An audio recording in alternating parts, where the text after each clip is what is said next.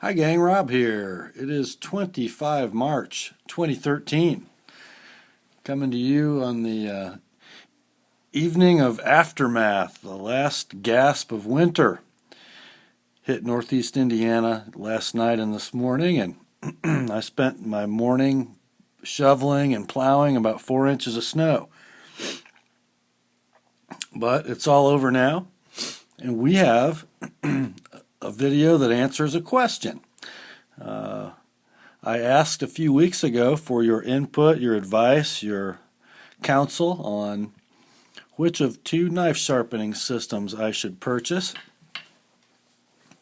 As you might remember, I sold my golf clubs to spend way too much money for a fixtured sharpening system, and I was kind of torn between the Edgepro Apex, shown here, and the Wicked Edge system.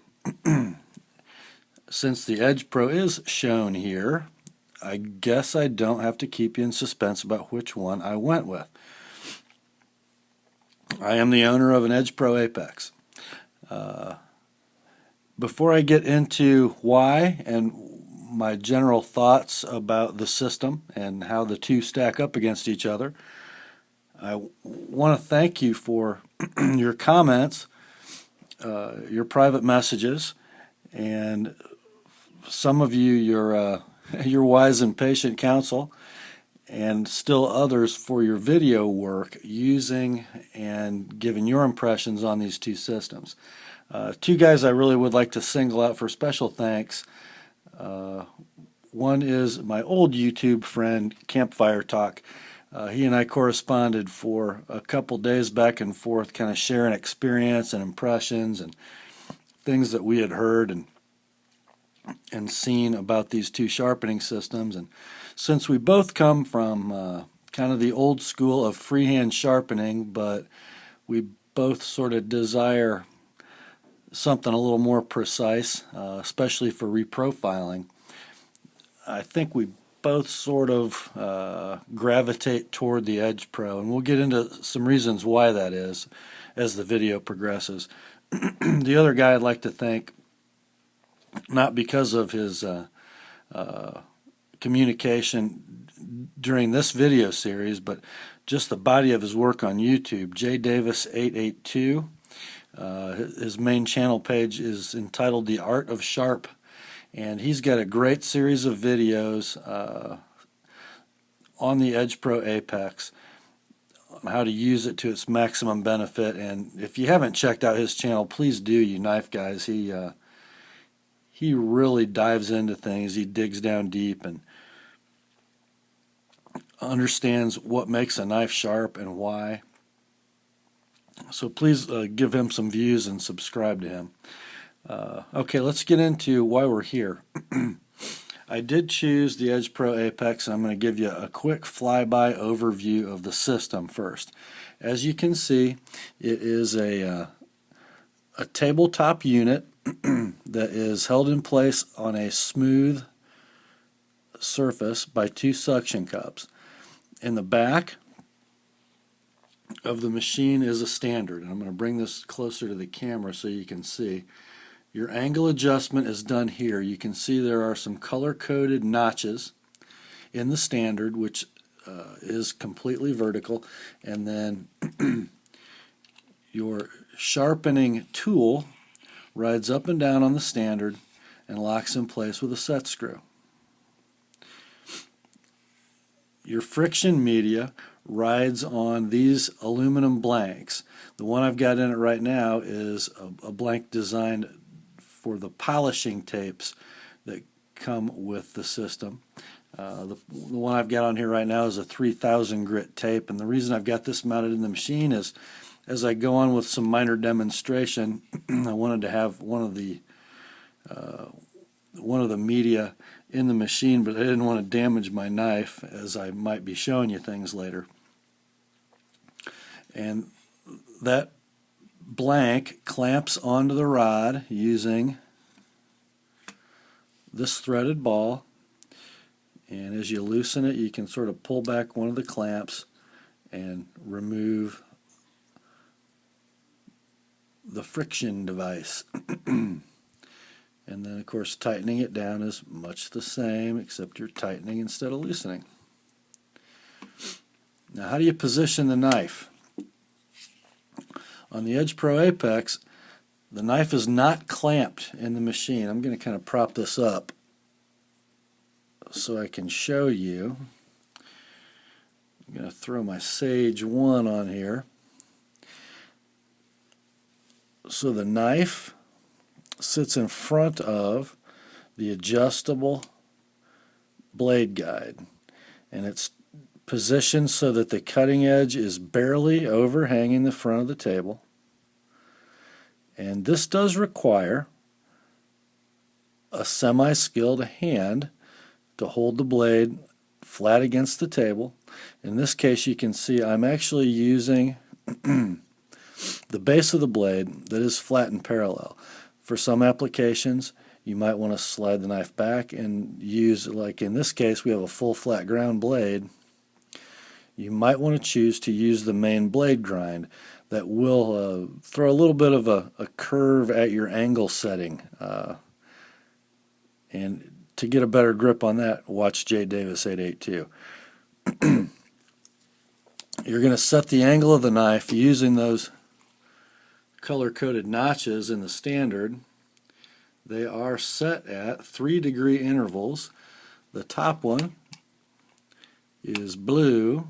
It's 21 degrees. Then the yellow next is 18. The green 15. I'm sorry, 24 is the blue, 21 is the yellow, 18 is the green, and 15 is the red. Way down at the bottom there's a black notch. It's spaced farther away. That's 5 degrees from the red, which makes it 10 degrees. Ideally, the maker of the Edgepro Apex does not really recommend heavy reprofiling with his machine. The recommendation is that you try to find the factory primary bevel. You do that by marking the edge with a Sharpie or some other felt tip device and then adjusting the angle of the machine and running some test strokes until you evenly remove your marker,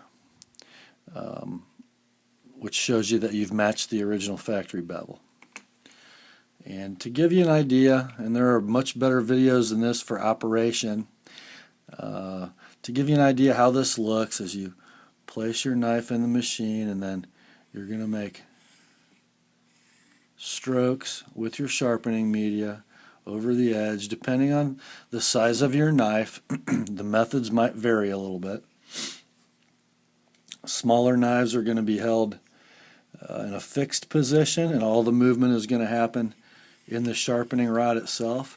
Larger knives may need to be moved along the table so you can reach the whole cutting edge. I bought the Apex Edgepro Kit 1 with a couple extra accessories, this polishing tape blank being one of the accessories. Here's what it comes with. The sharpening unit itself, everything you see here. And then it comes with 2 stones that are both aluminum oxide on the aluminum blank with adhesive. They're attached. This is the 220 stone. The other one that's included is the 400.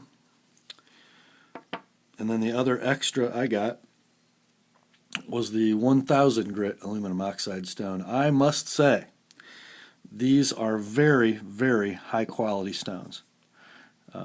They seem to be, even the coarsest grit I got, the 220, is holding up very well and staying very flat. I've sharpened 5 knives on this, and although there's a little steel embedded into it, it's still very, very flat. And a couple of these knives needed a lot of work.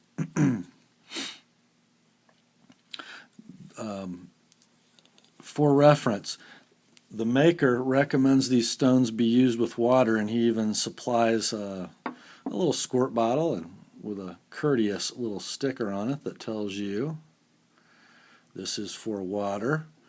A little dish soap in the water will help keep the stones and tapes clean. Now there are some varying opinions on how the water is to be used. If you watch Edgepro's videos from the maker, and they have several on YouTube, they recommend using just enough water to keep the stones clean. And then one of my YouTube buddies, Smoke Eater 908, who has a couple Edgepro Apex videos, he uses them much like Japanese water stones. As he's sharpening, he keeps all of his stones in a tub of water, and he rinses them often, and if you watch him sharpen, he's got water everywhere.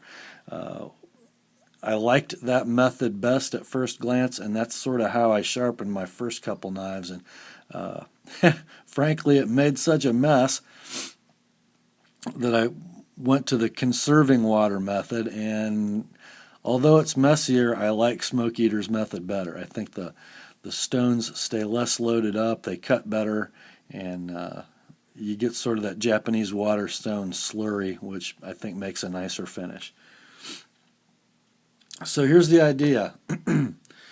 You start with the 220 stone. When you get a burr and you have the edge of the knife consistently sharpened, meaning for the entire length of the edge, you've got 220 grit scratches all the way to the edge. You're done with that stone. There should be a burr formed. Then you move to the 400, which polishes out the scratches of the 200 stone. Then you move to the 1000, which is going to make a near mirror polished edge. And then I decided to go from the 1000 grit stone to the 3000 grit tape.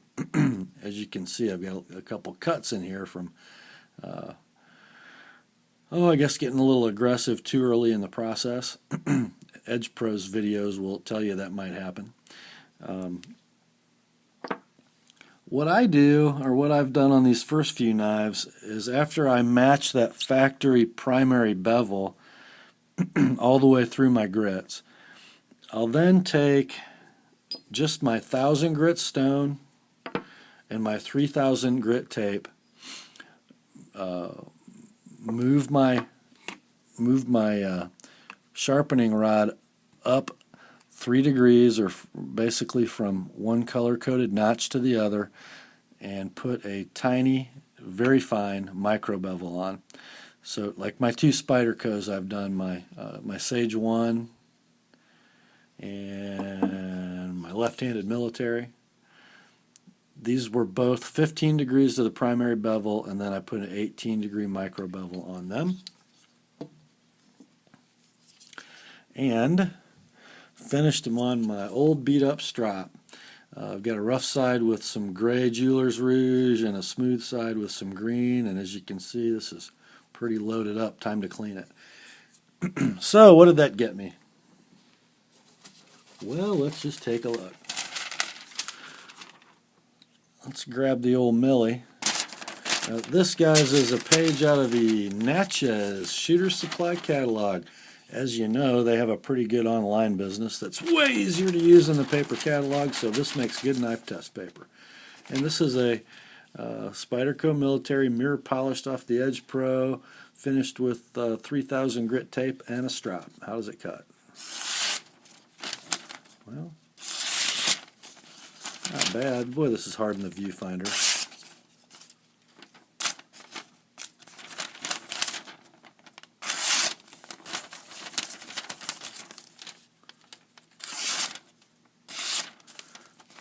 I don't know if you can tell, but that paper is worse to cut than phone book paper. It's flimsier and grainier than phone book paper. And I'm not the best guy at doing this on camera, but we've got a wicked, wicked edge, but it's not from a wicked edge. Sorry about that. Just visually, can you see the mirror polish in that edge? Wow, it just does a super job.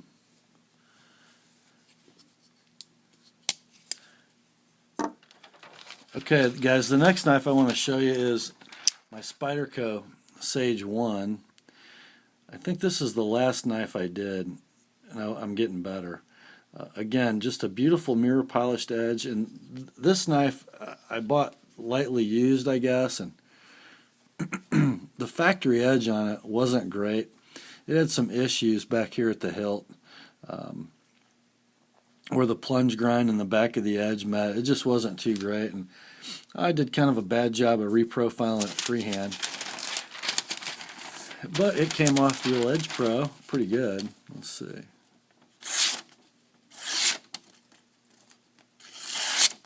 Not bad. To be fair, full disclosure, both of those Spydercos were actually pretty sharp before they saw the Edgepro. But they sure weren't this pretty, and they weren't this consistent. The last knife I want to show you is the first one I sharpened. This is an old Parker Edwards folding hunter. I bought it about 20 years ago at a gun and knife show, and I probably wasn't very experienced then, and it's pretty bad steel. I think it's a shabbily heat-treated 440C probably, overly hard, pretty coarse grained. I've never been able to get an edge on this knife. Never been able to get an edge on this knife. I've worked for hours, about once every 10 years, before I put it back in my safe to try to get an edge on it. I've tried everything. Have never had any success. Let's see if I did this time.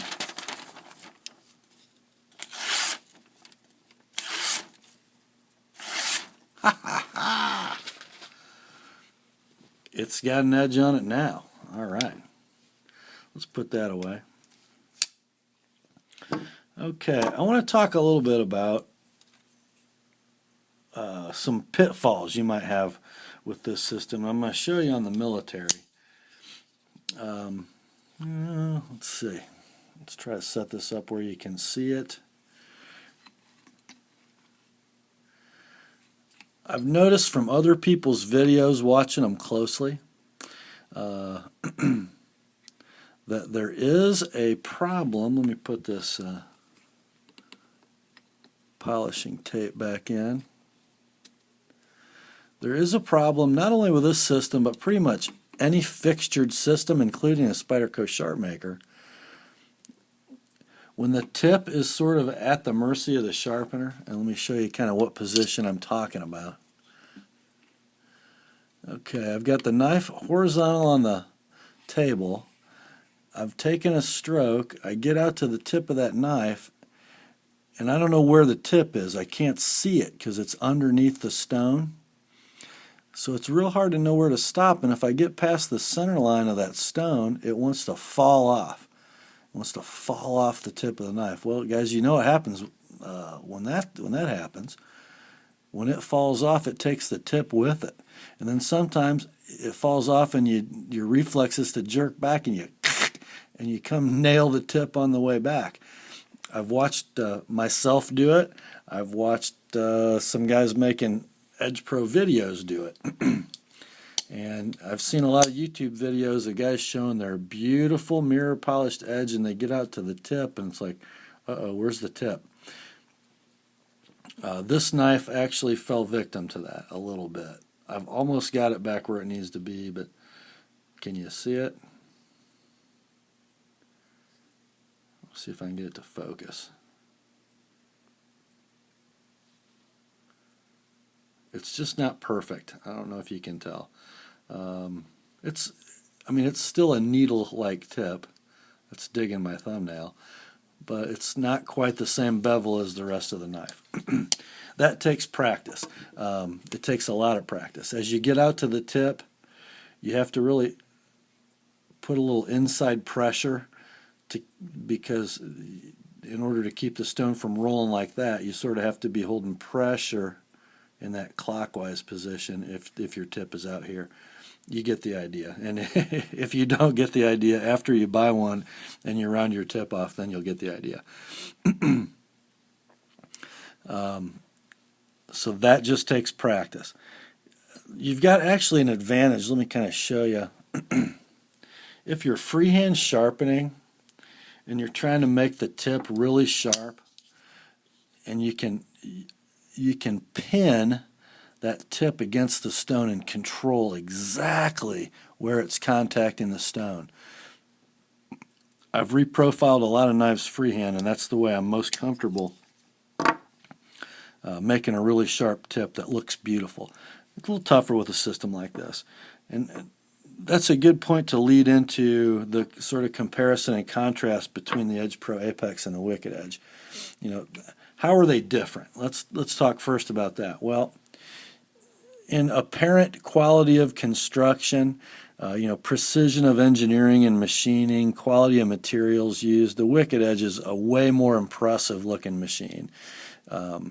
More of it is made of metal, aluminum and steel, and I think he's even got some now that have like bronze ball joints in them. And this is a lot of plastic. It's an injection molded table with some stainless steel accessories and hardware. But look here, it's put together with a roll pin, not precision machining for sure. You've got this extruded aluminum positioning plate. It's not garbage, not even close. It's just not exotic. If I were going to compare the Apex Edge Pro and the Wicked Edge and give you a frame of reference from guns, the Edge Pro is a Glock and the Wicked Edge is a SIG. The Glock, utilitarian, not pretty to look at, but does everything it needs to do to work really, really well. The SIG, gaudier in finish, more pleasing to the eye, apparently higher quality materials used, not necessarily in critical areas, but it looks more expensive. It is more expensive. Both work well. One is a working sharpener. The other one is a really cool working sharpener. Now, all that difference makes a big difference in price. This unit is $165, kit 1, with the 220 and 400 grit stones. With the 2 accessories I added, the extra blank and polishing tapes and the 1000 grit stone, it's $200. I paid $17 shipping, so I have $217 in this thing done. A Wicked Edge, about twice that. It's about twice that. So there you go. Do with that information what you will. Now, I'm going to talk about some differences, and these aren't necessarily advantages and disadvantages. They're just differences. And the differences will appeal to different guys different ways. The Wicked Edge clamps a blade fast. It has 2 vertical clamps that sandwich the blade. The knife is then oriented in the machine like this, clamped fast. And then you have 2 stones that sweep up the side of the blade. It's always a stropping motion from what I've seen. You're not running down into the blade, you're stropping up away from it. There's advantages to clamping fast. The blade can't move. The angle will always be consistent. Every stroke will be exactly the same, which might help with that tip issue I was talking about. There's a difference between that and the Edge Pro. The Edge Pro, the knife only gets held fast if your hand holds it fast. So if you're doing this while your stone's coming across the blade, guess what? You're going to have a problem. That knife can't be going like this. It's got to be, you got to find home and you got to keep it home while you're doing it. Now, having said that, what seems like it might be a bit of a handicap for the Edge Pro actually becomes an advantage when you get a knife that's too long to keep in one position. If I'm sharpening an 8-inch chef's knife, I'm not going to get that all in one stroke with a 6-inch long stone. I'm going to have to move that blade along the table, and the Edge Pro does allow for you to do that. I could sharpen here, then I can move back to here. See how the edge of the knife stays just off the table in either one of those positions, which is important for keeping a consistent angle because you do have a triangle effect. Guys that are thinking know what I mean. So what is it, an advantage or a disadvantage that we don't have a clamp? To me, it's an advantage. Remember, I'm coming from the perspective of an old freehand sharpener who's buying a fixturing system for a specific reason. I like this because it gives me the precision of a fixture with the flexibility of being able to move, the flexibility of having a free hand. I think that's a big deal. Let's talk about blade orientation. That's another important topic. As you notice, in the Edgepro, the knife is flat, horizontal. In the Wicked Edge, it's vertical. I don't know that I see much advantage to the Edgepro in this area, except maybe gravity, which is a big deal because you want to use very light strokes, and gravity is indeed your friend as you're going across that blade. But if you're freehand sharpening on a stone, what can't you see? You can't see where the blade is contacting the stone. What can you see? You can see your angle. I'm sorry, you can see where the blade's contacting the stone. You can't see the finish of your edge as you're working. On the machine, it's just backwards. I can see the edge I'm producing, but I can't see the stone contacting the blade, which again goes back to that tip issue. You're sharpening pretty much by feel as far as a contact point. The Wicked Edge, with the blade oriented vertically in the machine, depending on where you put your head, you can see everything as you're coming across that blade. So that's a big advantage for the Wicked Edge. It's kind of a personal preference thing. My general take is this: if you're a good freehand sharpener and you like flexibility, you're probably going to be an Edgepro guy, because you're probably going to have a hard time spending $400 for a fixture system. If you're kind of a novice sharpener and you want to be able to produce really, really fine work, you're probably going to gravitate toward the Wicked Edge if you're made of money. Just me personally, I can't see spending twice as much money for the Wicked Edge. Having said that, I might come back in a year and have both of them sitting on the table. I never thought I'd spend $200 for a pocket knife either some years ago. Well, that's about it, guys. There is one thing I'd like to say.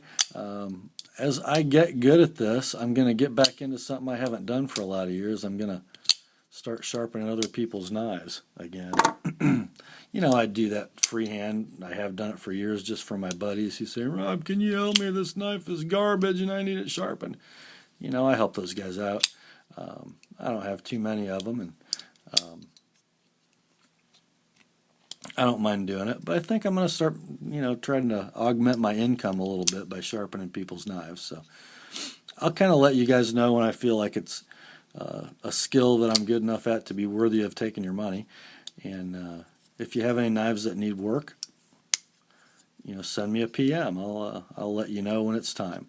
That's about all I have for tonight. Again, guys, thank you for your help and your input in this endeavor. And if you look close, the Millie got me. Oh, I own it now. I already owned it. But thanks again for all your comments, your advice, your help. Camp, thank you for your friendship and for your counseling. I hope you don't charge $120 an hour. Have a good night, everybody. Grace and peace. Talk to you soon.